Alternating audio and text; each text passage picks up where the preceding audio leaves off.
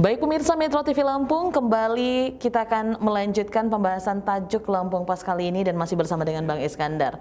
Oke Bang Iskandar, semenjak kita di bulan Maret ya Indonesia, pandemi COVID-19 masuk ke Indonesia. Nah, banyak sekali sektor-sektor yang memang sudah melakukan daring.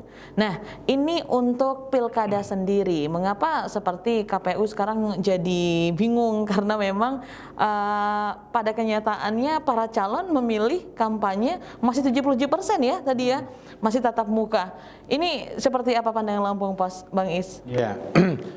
Yang penting kita menyadarkan bagi pasangan calon dan partai politik bahwa Lampung itu kalau tidak ketat, tidak tegas, akan terjadilah zona merah di beberapa kabupaten khususnya yang melaksanakan pilkada. Bandar Lampung itu sebagai etalasenya Provinsi Lampung hari ini zona merah. Makanya harus dipertegas bagaimana kehidupan masyarakatnya. Terutama karena Bandar Lampung lagi ada hajatan pesta rakyat, tentu 3 pasang calon di Bandar Lampung itu juga harus menerapkan protokol kesehatan dan menyetujui atau menerima himbauan dari KPU bahwa harus dirubah. Kalau 77% itu tatap muka, terus 23% itu daring, harus dirubah. 23 itu daring, 77 daring, 23-nya tatap muka. Kan semua orang tahu dan paham, calon A itu, oh ini orangnya, calon B itu, oh ini orangnya, oh ini orangnya. Tapi yang kita sangat dorong, kenapa? Coba kita hitung, Mbak Nana, berapa calon berapa pemilih di Bandar Lampung yang milenial. Nah, masyarakat atau pemilih milenial inilah yang sekarang lebih aktif dia menggunakan medsos. Apakah itu Facebook, apakah itu Instagram, ataukah itu YouTube, dengan WhatsApp. Nah, ini kan kita sadarkan kepada pasangan calon.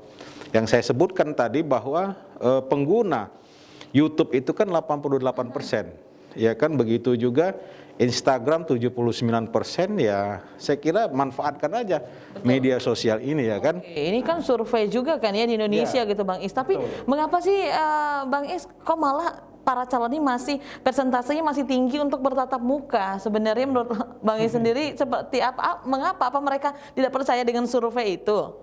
Bukan soal tidak percaya. Kalau tatap muka itu biasanya ada apa-apanya di belakangnya. Kalau nggak tatap muka, ya kan sudah begitu hilang saja. Kalau ada tatap muka, minimal bawa sembako lah gitu.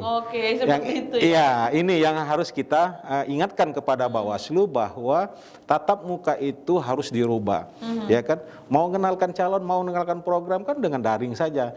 Yang kalau umpama paslon masih tetap tidak mengindahkan surat KPU itu, pasti calon-calon tersebut ada apa-apanya. Minimal sembako lah, bawa pulang sembako, bawa pulang ini, ya kan. Nah, ini harus tegas. Dan Mbak Nana, perlu diketahui hasil temuan Bawaslu khususnya di Bandar Lampung itu ada 7 yang ada pengaduan. Begitu juga kabupaten kota ada beberapa, khususnya kabupaten terjadi pelanggaran, ya kan. Nah, dengan adanya kampanye daring ini kita mempersempit terjadinya transaksi sembako, transaksi money politik, gitu kan. Ini harus tegas, ya kan. Bawaslu juga harus tegas, dan Bawaslu juga harus melihat apabila kampanye tatap muka itu juga paling sering terjadi pelanggaran protokol kesehatan, ya kan, umpama jaga jarak, mencuci tangan, juga memakai masker. Ada juga calon-calon itu tidak pakai masker, ya kan, tidak jaga jarak, cipika-cipiki, ya kan. Yang gawatnya lagi kalau umpama pasangan calon melakukan kampanye tatap muka, dibawain sembako itu, apakah sembako itu disemprot dengan desinfektan? Kita juga walau bisawab gitu loh. Nah, inilah yang harus kita mengingatkan pasangan calon, partai politik untuk membalik bahwa kampanye daring itu sangat dibutuhkan hari ini, karena hari ini peta penyebaran COVID-19 khususnya di 5 kabupaten kota bukannya menambah turun, melandai, tapi dia naik terus ini Mbak. Ya kan kita ingatkan jangan sampai pilkada yang beberapa bulan lagi semua calon-calon terpapar karena virus corona ini gitu. Bukan hanya mereka, tapi mungkin yang peserta di situ juga bisa ikut terpapar dan menjadi klaster baru. Oke, Bang Is, padahal ini dengan kampanye daring nih malah lebih mempersempit ya, gitu ya, untuk ada kecurangan-curangan seperti itu. Tapi berbicara tentang ketegasan dari KPU, sanksi apa yang akan diberikan KPU untuk para pelanggar ini, Bang Is?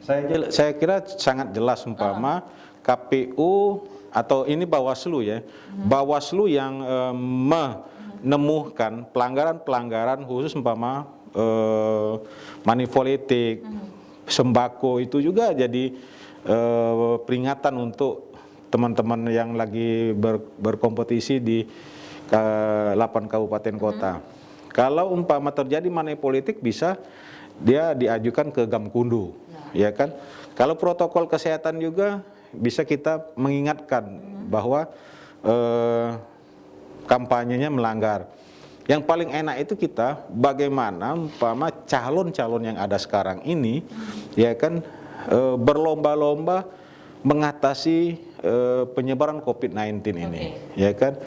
Nah, dengan cara-cara seperti itu memang sangat sulit menyemarakkan atau mengkampanyekan visi misi program mereka untuk menjabat 5 tahun itu dengan melewat daring. Memang sangat sulit di daerah sekarang ini, apalagi yang disulitkan sekarang ini banyak kabupaten khususnya di daerah-daerah yang terpinggir itu akses internetnya sangat terbatas. Maka mereka perlu untuk tatap muka gitu loh. Seperti itu ya. Jadi Bang Is, bagaimana solusi yang bisa ditawarkan agar para calon ini bisa sadar bahwa memang kampanye daring itu adalah hal yang sangat berpotensi sekali bisa dilakukan untuk berkampanye? Saya kira kampanye daring itu tidak hanya untuk jam hari itu saja, tapi itu kan direkam, dipiralkan, ya kan, bisa dibagikan ke pemilih-pemilih kita. Umpama ini saya dengan Mbak Ana ini adu argumentasi, kan pasti direkam, ya kan. Para tim suksesnya memviralkan itu, baik itu di Facebook, berbagai media sosial gitu, ya kan, lebih efektif, lebih murah, ya kan gitu, dan juga lebih sehat ya, Bang? Lebih sehat. Ya, selain lebih sehat, menghindari money politik dan transaksi sembako gitu loh Mbak. Oke Bang Is, nanti kita akan kembali untuk membahas trending topik yang ada di 3 platform Lampung Pos lainnya. Pemirsa Mira TV Lampung, Pilkada serentak juga akan berlangsung di Lampung pada Desember 2020 mendatang. Kita harus menjadi pemilih yang bijak.